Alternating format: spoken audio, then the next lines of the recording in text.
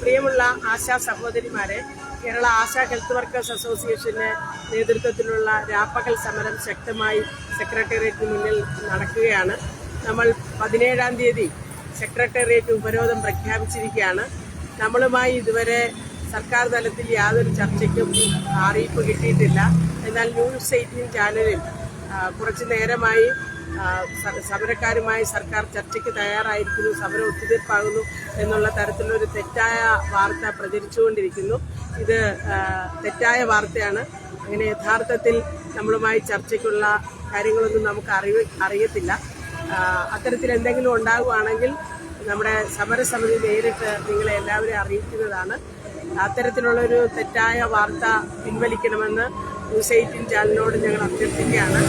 17-ാം തീയതി നമ്മുടെ സമരത്തെ പരാജയപ്പെടുത്താൻ വേണ്ടിയിട്ടുള്ള ഒരു തരത്തിലുള്ള ഒരു വാർത്തയാണോ എന്ന് ഞങ്ങൾ സംശയിക്കുകയാണ്. എന്തായാലും 17-ാം തീയതി നടക്കുന്ന സെക്രട്ടേറിയറ്റ് ഉപരോധം വൻ വിജയമാക്കി തീർക്കുവാൻ എല്ലാ ആശാ സഹോദരിമാരും സെക്രട്ടേറിയറ്റിന് മുന്നിൽ എത്തിച്ചേരണമെന്ന് അഭ്യർത്ഥിക്കുകയാണ്.